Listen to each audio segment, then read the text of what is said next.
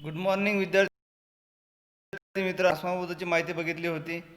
Transformer काय असतं, ट्रान्सफॉर्मरचे प्रकार बघितले, त्याची रचना बघितली, त्याच्यामधली वायंडिंग कशी असते, त्याच्यामध्ये काय काय लॉसेस होतात, याबद्दलची आपण माहिती बघितली होती. आता याच्या पुढचा जो घटक आहे, जो पार्ट आहे, तो आहे डी सी पॉवर सप्लाय. आता डी सी पॉवर सप्लाय म्हणजे काय? डी सी म्हणजे डायरेक्ट करंट. डायरेक्ट म्हणजे एकदिशीय प्रवाह म्हणतो आपण त्याला, म्हणजे तो एकाच दिशेने वाहतो. उदाहरणार्थ आपण डी सी पॉवर सप्लायचा उपयोग कुठं करतो? आपल्या घड्याळीचे सेल असतात, तो जो सेल असतो तो सेलमध्ये त्याला म्हणतात डी सी पॉवर, म्हणजे त्याला म्हणतात डायरेक्ट करंट. आपण आपल्या इलेक्ट्रॉनिक्स उपकरणांमध्ये बऱ्याचशा ठिकाणी इलेक्ट्रॉनिक्सच्या जे पार्ट्स असतात त्याला जो सप्लाय पाहिजे तो डी सी सप्लाय पाहिजे असतो. आणि आपण आपल्या घरात जो वापरतो, जो पंख्यासाठी, टी व्ही, याच्यासाठी पंखा, ट्यूबलाईट जे चालू असते, तो ए सी सप्लायवर चालू असते. तर आपल्याकडे अवेलेबल ए सी सप्लाय असतो. डी सी सप्लायची निर्मिती आपल्याला करणे शक्य नाही नसल्यामुळे डी सी सप्लायला आपल्याला ए सीचं कन्वर्ट डी सीमध्ये करावं लागते. आणि ते डी सीमध्ये कन्वर्ट करण्यासाठी बऱ्याचशा उपकरणांचा अभ्यास आपण या पाठामधून करणार आहोत. तर पहिला जो मुद्दा आहे, उद्दिष्ट जे आहे, ते आहे डी सी पॉवर सप्लाय म्हणजे काय, डी सी पॉवर सप्लाय नेमका काय असतो, म्हणजे त्याच्याबद्दलची माहिती शिकायची आहे. नंतर दुसरं आहे डी सी पॉवर सप्लायची गरज का भासते, म्हणजे त्याची गरज का आहे, ए सीवर का नाही चालू शकत आपण, डी सीचीच काय बरं गरज आहे, हे तुम्हाला या पाठातून तुम्हाला स्पष्ट होणार आहे. रेक्टिफायर रचनेचा अभ्यास करायचा आहे. रेक्टिफायर काय आहे, रेक्टिफायर कशासाठी वापरलं जाते, त्याचं कार्य काय आहे, त्याची रचना कशी आहे, ते रेक्टिफायर कसं बनवलं जातं, याबद्दलचा आपण अभ्यास या घटकात करणार आहोत. रेक्टिफायरचे प्रकार किती आहेत, त्या प्रकारांचा तुम्हाला अभ्यास करायचा आहे. रेक्टिफायरच्या कार्यपद्धतीचा अभ्यास करायचा आहे, म्हणजे ते कसे वर्क करते. डी सी पॉवर सप्लायमध्ये येणारे संभाव्य दोष, त्याचा अभ्यास करायचा आहे, म्हणजे त्या फॉल्ट जर काय आहे, त्यात काय काय त्रुटी येतात, याबद्दलची माहिती आपण याच्यातून घेणार आहोत. डी सी पॉवर सप्लायमध्ये येणाऱ्या संभाव्य दोषांची कारणं, म्हणजे कशामुळे त्यात ते फॉल्ट होतात, दोष कशामुळे त्यात निर्माण होतात, याबद्दलचा अभ्यास आपण या घटकातून घेणार आहोत. डी सी पॉवर सप्लायमध्ये येणारे संभाव्य दोष आणि त्याच्यावरती उपाय, ह्या सर्व हे उद्दिष्ट आहेत. हा उद्देश आहे की या घटकातून तुम्हाला याचं ज्ञान तुम्हाला मिळावं, हा या घटकाचा मुख्य उद्देश आहे. तर डी सी पॉवर सप्लाय हा आपण प्रत्येकजण वापरतो. जसं की आपण मोबाईल चार्जिंग करतो, मोबाईलचं चार्जर जे आहे ते आपण ए सीवरती कनेक्ट करतो आपल्या बोर्डामध्ये, आणि ते चार्जर ए सीचं रूपांतर डी सीमध्ये करते आणि आपल्या मोबाईलला डी सी चार्ज होतो. आपण मोबाईलला ए सी सप्लाय देत नाही, कारण की चार्जर जे आहे ते तुमचं ए सीचं डी सीमध्ये रूपांतर करणारा घटक आहे. आता डी सी पॉवर सप्लायची ओळख, विद्युत शक्ती पुरवठा, याची ओळख कशी आहे. आता डी सी पॉवर सप्लाय निर्माण कसा होतो, तुम्हाला डायग्रामच्या स्वरूपात तुम्हाला इथं दाखवलं गेलेलं आहे. इथं दाखवलेलं आहे व्ही ए सी इनपुट म्हणजे ट्रान्सफॉर्मर. ट्रान्सफॉर्मर आपण मागील घटकात पाहिला होता की ट्रान्सफॉर्मरचं कार्य काय आहे. आता प्रथम ट्रान्सफॉर्मरला आपण सप्लाय दिला जातो, आणि ट्रान्सफॉर्मरमधून दुसरं म्हणजे प्रायमरीला आपण सप्लाय देतो, आणि सेकंडरीमधून तो रेक्टिफायरमध्ये जात असतो. आता ट्रान्सफॉर्मरचं काम आपल्याला तुम्हाला माहीत आहे, एकतर तो व्होल्टेज वाढवण्याचं काम करतो, जिथं आपल्याला व्होल्टेजची जास्त आवश्यकता असते तिथं व्होल्टेज वाढवण्याचं काम करतो, आणि जिथं आपल्याला व्होल्टेजची कमी असते तिथं व्होल्टेज कमी करण्याचं काम करतो. तर आता इथं हा ट्रान्सफॉर्मर वापरला आहे. दुसरा आहे रेक्टिफायर. रेक्टिफायरचं काम आहे हा ए सीचं डी सीमध्ये रूपांतर करणारा घटक आहे. हे तुम्हाला दाखवलेलं आहे. इनपुट सर्किटचं दाखवलं आहे, सायकल आहे, अशी खाली वर खाली होत राहते. आणि फिल्टर रेग्युलेटरचं सिम्बॉल दाखवलेलं आहे, असं दोन दिसतात तुम्हाला आलेलं आहे. तर ते फिल्टर रेग्युलेटरशनचं सिम्बॉल्स आहे. नंतर ते फिल्टर होते, म्हणजे जो डी सी जो तयार होतो रेक्टिफायरमध्ये निर्माण झालेला डी सी, हा फिल्टरमधून तुम्हाला बाहेर आउटपुटला भेटतो, म्हणजे रेग्युलेटरमधून तुम्हाला व्ही डी सी म्हणजे व्होल्टेज डी सी म्हणजे डायरेक्ट करंट, तो तुम्हाला इथं आउटपुटला भेटतो, म्हणजे तो डी सी तुम्हाला फिल्टर करून सुद्धा भेटतो. तर ही डायग्राम आहे, डायग्राम समजून घ्यायची आहे तुम्हाला. ही डी सी पॉवर सप्लायची डायग्राम आहे. D C output, D C power सप्लायचा हा जो डायग्राम आहे हा तुम्हाला काढून घ्यायचा आहे, अभ्यासाचा आहे. आता आकृतीमध्ये दाखवलेलं आहे, याच्यामध्ये काय म्हटलं त्यांनी, आकृतीमध्ये दाखवल्याप्रमाणे जो ट्रान्सफॉर्मर वापरला आहे तो कोणता आहे, स्टेप डाऊन आहे. स्टेप डाऊन म्हणजे कमी व्होल्टेज करतं. म्हणजे इलेक्ट्रॉनिक सर्किटमध्ये आपल्याला जास्तीत जास्त 24 व्होल्ट 12 व्होल्टचीच आपल्याला आवश्यकता असते, आणि आपल्या घरामध्ये व्होल्टेज किती असते, 230 असते. आपण 230वर आपल्या घरातलं इलेक्ट्रॉनिक्स उपकरण आपण चालू करू शकत नाही. तर त्या काय करायचं, स्टेप डाऊन म्हणजे व्होल्टेज कमी करणारा ट्रान्सफॉर्मर. डाऊन म्हणजे खाली म्हणजे कमी. आता स्टेप डाऊन ट्रान्सफॉर्मर वापरला जातो. नंतर रेक्टिफायर सर्किट वापरलं जाते. रेक्टिफायर सर्किट असं असते, याच्यामध्ये डायोड वापरलेले असतात. डायोडच्या सहाय्यानं आपण ए सीचं डी सीमध्ये रूपांतर करतो.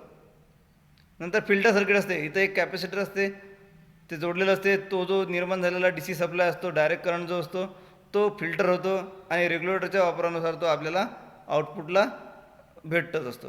तुमच्यासमोर तुम्हाला आता मी दाखवतो आहे डी सी पॉवर सप्लायचं उपकरण आहे.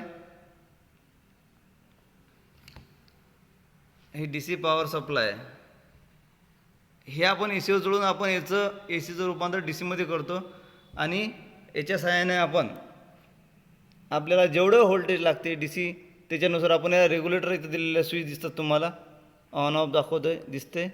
हा की इकडे करंट आहे आणि इकडे व्होल्टेज आहे. आता डी सीमध्ये आपण ए सीमध्ये न्यूट्रल आणि फेज बघितला आहे, पण डी सीमध्ये काय असते, एक मायनस आणि प्लस म्हणजेच निगेटिव्ह आणि पॉझिटिव्ह टर्मिनल पोलॅरिटीचा आपण याच्यात वापर केला जातो. याला म्हणतो आपण डी सी पॉवर सप्लाय. याच्या सहाय्याने आपल्याला ज्यावेळेस आपल्याला डी सीची आवश्यकता असते आपण याच्या सहाय्याने आपण डी सी पॉवर सप्लाय मिळवू शकतो. तर आता हे उपकरण डी सीचं जे ए सीचं रूपांतर डी सीमध्ये करते व ही पॉवर इलेक्ट्रॉनिक उपकरणे परिपथांना इलेक्ट्रॉनिक सर्किट वापरलेले जाते. यालाच डी सी पॉवर सप्लाय असे म्हणतात. इलेक्ट्रॉनिक्स उपकरणामध्ये जो सप्लाय वापरला तो डी सी सप्लाय असतो, पण आपण प्रत्यक्ष आपली जे D C supply for example झाली तुमची टी व्ही किंवा लॅपटॉप जर म्हटलं तर आपण आपल्या बोर्डामध्ये पिन लावतो त्यावेळेस आपली टी व्ही चालू होते. पण टी व्ही चालू होते, पण टी व्हीला काय होते, त्या ए सीचं डी सीमध्ये रूपांतर होत असते. आतमध्ये असं सर्किट बनवलं असते, ते असते इलेक्ट्रॉनिक सर्किट. ते इलेक्ट्रॉनिक सर्किटमधून आपल्याला डी सी सप्लाय मिळतो आणि आपल्या घरातलं इलेक्ट्रॉनिक उपकरण हे काम करू लागतं. तर याला म्हणतात डी सी. म्हणून आपल्याला डी सी पॉवर सप्लायची अत्यंत आवश्यकता असते. आवश्यकता म्हणजे बरेचसं इलेक्ट्रॉनिक सर्किटचा उपयोग म्हणजे आपल्या मनोरंजनासाठी आपण जास्त वापर करतो. T V, laptop, tape recorder, C D player, camera, mobiles, ह्या जे काही घटक आहेत ह्या सगळ्या इलेक्ट्रॉनिक्स आहेत आणि इलेक्ट्रॉनिक्सला आपल्याला डी सीची आवश्यकता असते. तर आपण डी सी पॉवर सप्लायची माहिती या पाठात आपण शिकवता.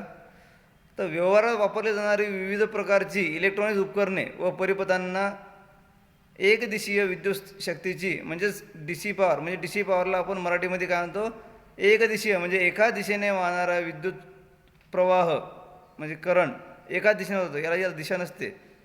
ए सीमध्ये काय असते, तो ए सी करंट हा वरचा खाली आणि खालचा वर म्हणजे होत राहतं, ती सायकल फिरत राहते.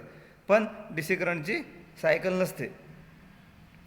तर डी सी सप्लायची यांना आवश्यकता असते. त्यासाठी आपण विद्युत घट म्हणजे ड्राय सेल, जे सेल आपण घड्याळमध्ये वापरतो, आपल्या भिंतीला जे घड्याळ लावलेले असते त्याच्यामध्ये सेल असतात, ते ड्राय सेल असतात. त्याची एक पावडर वापरली असते, त्याच्यामध्ये करंट असतो. तो कोणता असतो, तो डायरेक्ट करंट असतो म्हणजेच डी सी पॉवर सप्लाय. किंवा बॅटरी वापरतो, बॅटरीमध्ये सुद्धा डी सी असतो, परंतु त्याचा दाब कमी असतो. आता हे लक्षात ठेवा की त्या दाब म्हणजेच व्होल्टेज. डी सीचा जो व्होल्टेज असतो तो फार कमी असतो. तुम्हाला 5 व्होल्ट, 10 व्होल्ट, 12 व्होल्ट, 24 व्होल्ट अशा प्रकारे भेटतो. ए सीचा आपल्याला 230पासूनच पुढे म्हटलं तरी काही हरकत नाही. तर ए सीचा जास्त दाब असतो आणि डी सीचा दाब हा कमी असतो व तो थोड्या दिवसातच बदलावा लागतो. म्हणजे डी सीचा पॉवर आपल्याला तुम्हाला थोड्या दिवसातच बदलावा लागतो, कारण की डी सी सेल डिस्चार्ज झाल्यानंतर तुम्हाला नवीन सेल आणावा लागतो आणि तो बसवावा लागतो, कारण की तो डिस्चार्ज होत असतो वापर केल्यानंतर. त्याचा सातत्याने वापर केल्यानंतर तो निकामी होतो. म्हणून तो आपण विद्युत घट किंवा बॅटरी न वापरता घरोघरी उपलब्ध असलेला व आर्थिक दृष्टीने परवडणारा डी सी पॉवर सप्लाय म्हणजेच विद्युत शक्ती पुरवठा वापरणे किफायतशीर ठरते. म्हणजे आपल्याला जर डी सी सप्लाय पाहिजे असेल तर आपण काय करतो, सेलचा वापर करतो किंवा बॅटरीचा वापर करतो. परंतु काय होते, सेल आणि बॅटरी थोड्या काळानंतर आपण जेव्हा वापर केल्यानंतर ते डिस्चार्ज होते, त्याला चार्ज करता येत नाही. तर मग अशा वेळेस काय करते, आपल्याला जर सेल डिस्चार्ज झाला असेल किंवा बॅटरी डिस्चार्ज झाली असेल तर आपण त्याला बदलावं लागते आणि दुसरी नवीन आणावं लागते. तर ते आपल्याला फायद्याची पडत नाही, महागात पडते. तर मग अशा वेळेस आपल्याला न बदलता डी सी सप्लाय कंटिन्यू अखंडता पाहिजे असेल तर आपण डी सी पॉवर सप्लाय आणायचा आणि डी सी पॉवर सप्लायचा वापर जर केला तर आपल्याला बॅटरी आणि विद्युत घट म्हणजे सेल याचा वापर करण्याची गरज पडणार नाही आणि ते तुम्हाला किफायतशीर आहे. म्हणून त्यांनी म्हटलं आहे की डी सी पॉवर सप्लाय म्हणजे विद्युत शक्ती पुरवठा वापरणे किफाशीर ठरते. म्हणून डी सी पॉवर सप्लाय तुम्ही जर घेतला विकत, जसं तुम्हाला आम्ही आता दाखवलं जे मशीन उपकरण, ते डी सी पॉवर सप्लायचं आहे. म्हणजे ते एसीवर जोडायचं आहे आणि तुम्हाला पाहिजे तेवढा आपल्या वापरानुसार तुम्हाला डी सी मिळत राहतो. इलेक्ट्रॉनिक्स उपकरणे व सर्किट. इलेक्ट्रॉनिक उपकरणे सर्किटसाठी आवश्यक असणारा डी सी पॉवर सप्लाय वेगवेगळ्या रेक्टिफायरपासून मिळवता येतो. अल्टरनेटिंग प्रवाह किंवा व्होल्टेजचे ए सी सप्लाय. अल्टरनेटिंग प्रवाह म्हणजे ए सी. ए सी, ए म्हणजे अल्टरनेटिंग, सी म्हणजे करंट. म्हणजे अल्टरनेटिंग प्रवाह म्हणजे बदलणारा प्रवाह किंवा व्होल्टेज प्रवाह रूपांतर डी सी सप्लायमध्ये करते, त्याच रेक्टिफायरशी म्हणतात. रेक्टिफायरचं काम काय? ए सी सप्लायचं रूपांतर डी सी सप्लायमध्ये करणाऱ्या घटकास आपण रेक्टिफायर म्हणतो. म्हणजे रेक्टिफायरचं काम, आपण रेक्टिफायरचा उपयोग लागेल इथं या ठिकाणी. रेक्टिफायर तुम्हाला घ्यावं लागेल. रेक्टिफायरच्या सहाय्याने तुम्हाला हे करावं लागेल, डी सी सप्लाय, ए सीचं रूपांतर तुम्हाला डी सीमध्ये करावं लागेल.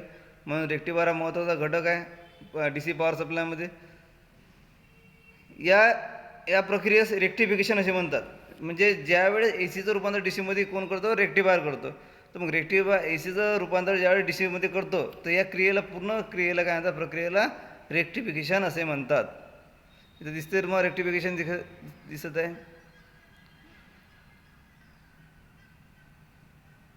रेक्टिफिकेशन केले जाते. जसे म्हणजे जे साधन ए सी सप्लायचे रूपांतर डी सी सप्लायमध्ये करते त्यास रेक्टिफायर असे म्हणतात. या रेक्टिफायरमध्ये स्टेप डाऊन ट्रान्सफॉर्मर, क्रिस्टल किंवा सेमी कंडक्टर डायोड वापरले असतात.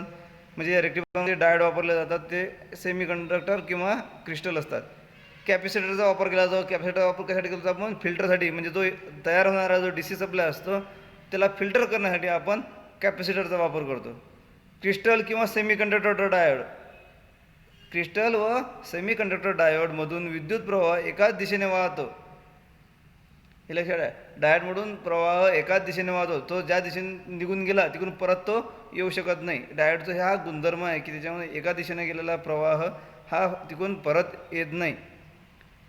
हा रेक्टिफायर सर्किटमध्ये महत्त्वाचा घटक आहे. म्हणजेच रेक्टिफायर सर्किटमध्ये डायोड हा महत्त्वाचा घटक आहे. रेक्टिफायरमध्ये अल्टरनेटिंग प्रवाह म्हणजे ए सी सप्लाय किंवा ए सी करंट, डायरेक्ट प्रवाह किंवा व्होल्टेज म्हणजेच डी सी करंट किंवा डी सी व्होल्टेजमध्ये रूपांतर करताना फिल्टर सर्किटचा वापर करावा लागतो. म्हणजेच आपण आधीच बोललेलं की ए सीचं रूपांतर डी सीमध्ये कोण करतो? रेक्टिफायर करतो. हे ए सीचं रूपांतर डी सीमध्ये करताना ज्या जो डी सी तयार होतो त्यावेळेस आपल्याला फिल्टर सर्किटचा वापर करावा लागतो. कारण की तो तयार होणारा जो डी सी असतो तो शुद्ध डी सी आपल्या इलेक्ट्रॉनिक सर्किटला भेटला पाहिजे. म्हणून अशा ठिकाणी आपण फिल्टर सर्किटचा वापर करत असतो. तर आता फिल्टर सर्किट काय आहे? फिल्टर सर्किट हे एक अशुद्ध डी सी सप्लायचे शुद्ध डी सीमध्ये रूपांतर करणारं साधन आहे. फिल्टर, तुम्हाला सगळ्यामध्ये आपण फिल्टर पाणी पितो. फिल्टर कशा म्हणतात? शुद्धता. म्हणजे तयार होणारा जो डी सी सप्लाय त्याला आपल्याला शुद्ध जर करायचं असेल तर आपण ते अशुद्ध डी सी सप्लायचं शुद्ध डी सीमध्ये रूपांतर करतो. त्या साधनाला आपण फिल्टर सर्किट म्हणतो. हे वाक्य लक्षात ठेवायचं आहे. अशुद्ध डी सीचे शुद्ध डी सीमध्ये रूपांतर करणाऱ्या साधनाला काय म्हणतात? फिल्टर सर्किट म्हणतात. रेक्टिफायरमधील आउटपुटमधील ए सी घटक फिल्टर सर्किटमुळे काढून टाकले जातात. लोडकडे केवळ डी सी सप्लाय पाठवला जातो. सर्वसाधारण फिल्टर सर्किटमध्ये कॅपॅसिटरचा उपयोग केलेला असतो. नेहमी वापरले जाणारे फिल्टर पुढील प्रमाणे असतात. आता या फिल्टर सर्किटमध्ये काय असतो? शुद्ध करण्यासाठी मी आधी सांगितलं कॅपॅसिटरचा वापर हे फिल्टर सर्किटमध्ये केलेला जातो. काय होतो? तो ए सीचं डी सीमध्ये रूपांतर करताना जर ए सीचे काही घटक त्यात राहिले असते तर त्याला शुद्ध करण्याचं काम हे कॅपॅसिटरच्या माध्यमातून करून ते डी सी सप्लाय हा शुद्ध केला जातो. म्हणजेच त्याला म्हणतात फिल्टर सर्किट. आता कॅपॅसिटर फिल्टर, चोक इनपुट फिल्टर आणि पाय प्रकारचा फिल्टर, असे 3 प्रकारचे फिल्टर आहेत. आता या 3 प्रकारच्या फिल्टरच्या नुसार त्या डी सी सप्लायला आपण म्हणजेच फिल्टर सर्किट ह्या डी सी सप्लायला शुद्ध करत असतो. आता आकृतीमध्ये दाखवलेलं आहे कॅपॅसिटर फिल्टर. कॅपॅसिटर फिल्टरचा वापर केलेला आहे इथं. अशुद्ध डी सीचे शुद्ध डी सीमध्ये रूपांतर केलेलं आहे, आकृतीमध्ये दाखवलेलं आहे. याच्यातमध्ये तुम्हाला डायोड दाखवलेला आहे, जे D1 D2 D3 D4 असे डीवाला जो म्हणजे डायोड आहेत, असे 4 डायोड त्यात जोडलेले आहेत. ब्रिज रेक्टिफायर, ज्या रेक्टिफायरमध्ये 4 डायोड असतात त्याला ब्रिज रेक्टिफायर म्हणतात. ज्या डायोडमध्ये एक डायोड असतो त्याला हाफ म्हणतात, आणि ज्या डायोडमध्ये 2 डायोड असतात त्याला फुल वेव्ह रेक्टिफायर असे म्हणतात. हे तुम्हाला पुढे येणारच आहे. तर आता इथे आपल्या सर्किटमध्ये तुम्हाला दिसत आहे D1 D2 D4. D1 D2 D4 म्हणजे हे काय, हे डायोड आहेत. डायोड इथं फिल्टर सर्किट म्हणजे मध्ये तिथे जोडलेले आहेत. आणि नंतर आहे स्मूथिंग कॅपॅसिटर. तो कॅपॅसिटरचा सिम्बॉल दाखवलेला आहे इथं, जो C दिलेला आहे तो C म्हणजे कॅपॅसिटरचा सिम्बॉल आहे. म्हणजे तिथं आपण फिल्टर सर्किट जे वापरलं आहे ते फिल्टर सर्किट म्हणजे C म्हणजे तो कॅपॅसिटर आहे. आणि हा लोड पॉझिटिव्ह आणि निगेटिव्ह जोडला. इथं लोड म्हणजे तुम्हाला तिथं काही मोबाईलचा बॅटरी चार्जिंग लावायची असेल किंवा लाईट लावायचं असेल, काही इलेक्ट्रॉनिक सर्किट जोडायचं असेल तर आपण ते इलेक्ट्रॉनिक सर्किट जे जोडतो बाहेरून तर त्याला आपण लोड म्हणतो. आता हा रिझल्टंट आउटपुट वेव्ह फॉर्म म्हणजे याचा रिझल्ट कसा असतो DC पॉवर सप्लायचा, तो एकसारखा असा दिसतो तुम्हाला, वर खाली असा असा असा गेलेला आहे. हा त्याचा वेव्ह फॉर्म आहे कॅपॅसिटरचा आउटपुटचा.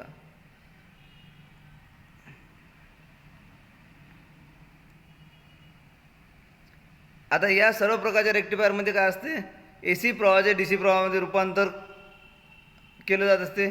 पण AC प्रवाहाचं DC प्रवाहामध्ये रूपांतर करताना आपण आपल्याला पुरवलेल्या AC सप्लायचे व्होल्टेज व लोड मध्ये बदल होणार नाही हे लक्षात घेऊन आपण रेक्टिफायर सर्किट तयार केलेले असते व त्या आउटपुटला DC व्होल्टेज मिळते.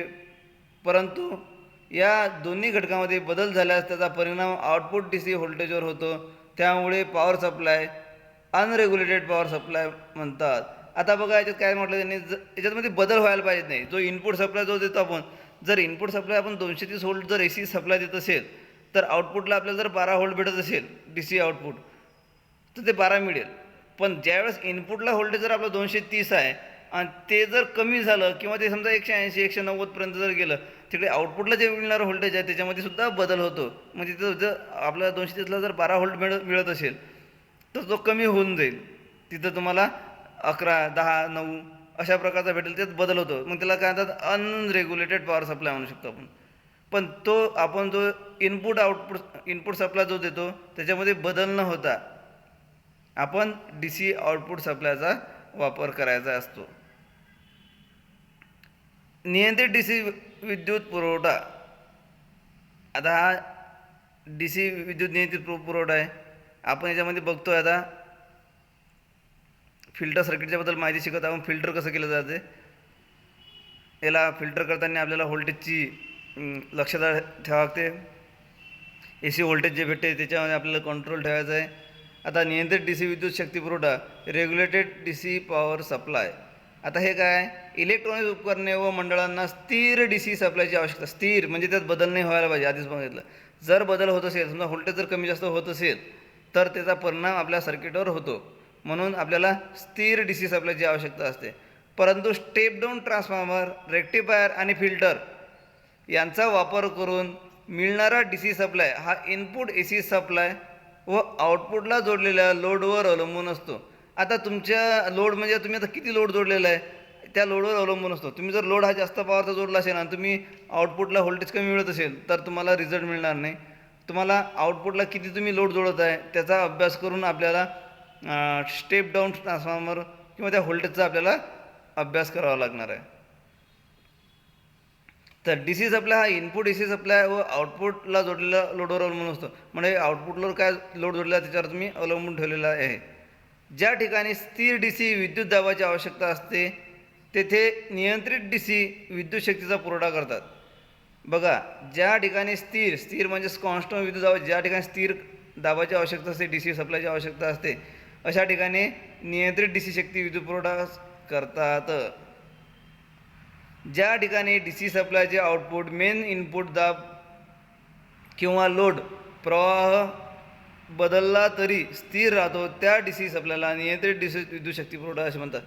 आता काय म्हणतात, ज्या ठिकाणी सप्लायचे आउटपुट मेन इनपुट विद्युत दाब किंवा लोड बदलला तरीही स्थिर राहतो. म्हणजे बघा, जर आपण इनपुट जो सप्लाय देतोय तो जो समजा बदलला, कमी जास्त झाला, तरी तुम्हाला आउटपुटला जो स्थिर म्हणजे जेवढा तुम्हाला व्होल्टेज पाहिजे, म्हणजे आपल्याला 12 व्होल्टचा डी सी सप्लाय पाहिजे, तर तुम्हाला तेवढाच म्हणजे स्थिर विद्युत डी सी सप्लाय तुम्हाला मिळेल. त्याला म्हणतो आपण नियंत्रित डी सी विद्युत शक्ती पुरवठा. आलं लक्षात, की स्थिर राहणारा म्हणजे कॉन्स्टंट, म्हणजे इनपुटला किती बदल झाला तरी आउटपुटला तुम्हाला 12 व्होल्टच भेटेल, म्हणजेच त्याला कंट्रोलिंग डी सी विद्युत सप्लाय असं आपण म्हणतो, स्थिर.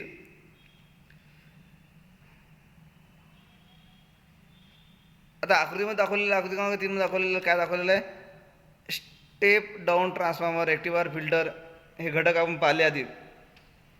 त्याशिवाय पॉवर सप्लायचे आउटपुट स्थिर ठेवण्यासाठी एक नवीन घटक वापरतात, म्हणजे पॉवर. हे बघा, आता हे सगळ्यात मोठं आहे. आपण आतापर्यंत काय बघितलं, डी सी सप्लाय स्थिर कसा ठेवतात. आता डी सी सप्लायर स्थिर ठेवल्यानंतर तो आपण रेग्युलेटरच्या सहाय्याने आपण त्याला कमी जास्तसुद्धा करू शकत असतो.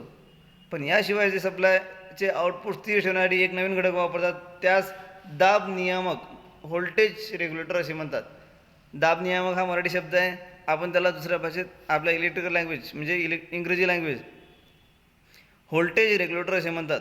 म्हणजे काय आहे, आउटपुटला जे व्होल्टेज मिळते आणि त्याला स्थिर ठेवण्याचं काम कोण करते, हा दाब नियामक म्हणजेच व्होल्टेज रेग्युलेटरचं काम आहे आणि तो करतो, म्हणून त्याला आपण व्होल्टेज रेग्युलेटर म्हणतो. प्रश्न विचारला जाऊ शकतो की डी सी फिल्टरमध्ये डी सी व्होल्टेजला स्थिर ठेवण्यासाठी कोणत्या घटकाचा वापर केला जातो किंवा त्याला काय म्हणतात, त्याला म्हणतात व्होल्टेज रेग्युलेटर.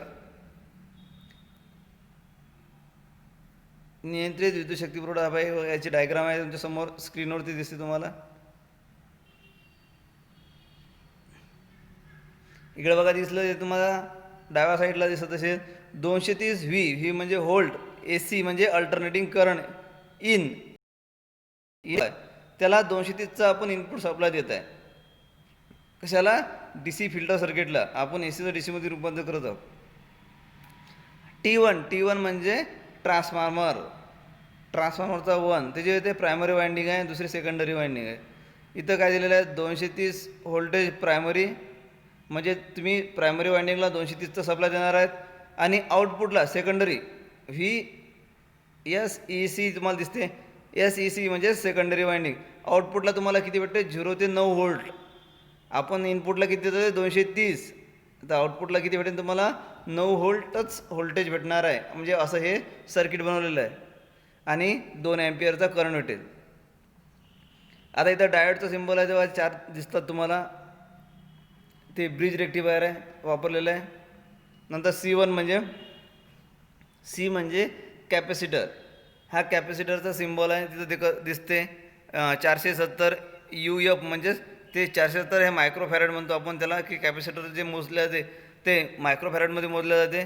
खाली 50 व्होल्ट म्हणजे त्याची कॅपॅसिटी 50 व्होल्टपर्यंत तो त्याची कार्यक्षमता आहे. 50 व्होल्टच्या वर आला तो कॅपॅसिटर उडून जातो, जसं की आपण म्हणतो की ओव्हरलोड झाल्यानंतर सर्किट जळते, तसं आहे. आता नंतर C2 आहे, C2 आहे 0.01 मायक्रोफॅरेडचा वापरलेला आहे, तो सिरॅमिकचा आहे, ACRला वापरलेला आहे. नंतर तिसरा आहे C3, म्हणजे याच्यामध्ये 3 फिल्टर म्हणजे कॅपॅसिटर वापरले आहे. C3 हा 0.01 मायक्रोफॅरेडचा आहे, म्हणजे 0.001चे 2 कॅपॅसिटर इथं पॅरल म्हणजे समांतर जोडलेले आहेत. इथं IC पण जोडलेले आहे, IC 7805 ची IC जोडलेली आहे. नंतर आउटपुटला व्होल्टेज किती मिळालं बघा, 5 व्होल्ट DC आउटपुट भेटलेलं आहे. किती भेटलं आहे, 5 व्होल्ट. इनपुटला किती दिलं आहे आपण, 230 व्होल्टेज दिसते. नंतर आउटपुटला उजव्या हाताला तुम्हाला सगळं शेवटी दिसत असेल आउटपुट 5 व्ही DC म्हणजे 5 व्होल्ट DC म्हणजे डायरेक्ट करंट. तुम्हाला 230चं रूपांतर या सर्किटने तुम्हाला 5 व्होल्टमध्ये केलेलं आहे आणि तुम्हाला 5 व्होल्टची आवश्यकता आहे. तुम्ही जिथं तुम्हाला DC 5 व्होल्टची आवश्यकता आहे तो लोड तुम्ही याच्यावरती तुम्ही जोडू शकता. तर हे सर्किट आहे, सर्किट काढून घ्यायचं आहे, समजून घ्यायचं आहे. याच्यामध्ये T म्हणजे इथं ट्रान्सफॉर्मर दाखवलेला आहे, V म्हणजे व्होल्टेज आहे, AC म्हणजे अल्टरनेटिंग करंट, इन म्हणजे इनपुट सप्लाय, म्हणजे जो आपण सप्लाय देतो तो म्हणजे 230चा आहे. 0.9 VC म्हणजे SEC म्हणजे सेकंडरी वायंडिंगचा जो आहे आउटपुट तो 9 व्होल्ट दाखवला आहे, म्हणजे त्याची क्षमता. आणि प्रायमरीचा दाखवला 230, 2 अँपिअरचा ट्रान्सफॉर्मर दाखवलेला आहे. आता हे 4 जे डायोड आहेत, D1 आणि 2A ब्रिज, म्हणजे इथं ब्रिज रेक्टिफायर वापरलेला आहे आणि 3 कॅपॅसिटर वापरलेले आहेत. त्याच्यामध्ये 470चा मायक्रोफॅरडचा आणि 50 वोल्टचा वापरलेला एक आणि C2 आणि C3 हा 0.01 मायक्रोफॅरडचे असे 3 कॅपॅसिटर या सर्किटमध्ये तुम्हाला दिसून येत आहेत. तर हे आहे फिल्टर सर्किट. आता पुढील घटकात आपण ट्रान्सफॉर्मरची रचना, त्याची कार्यपद्धत काय याच्याबद्दलची माहिती शिकूया.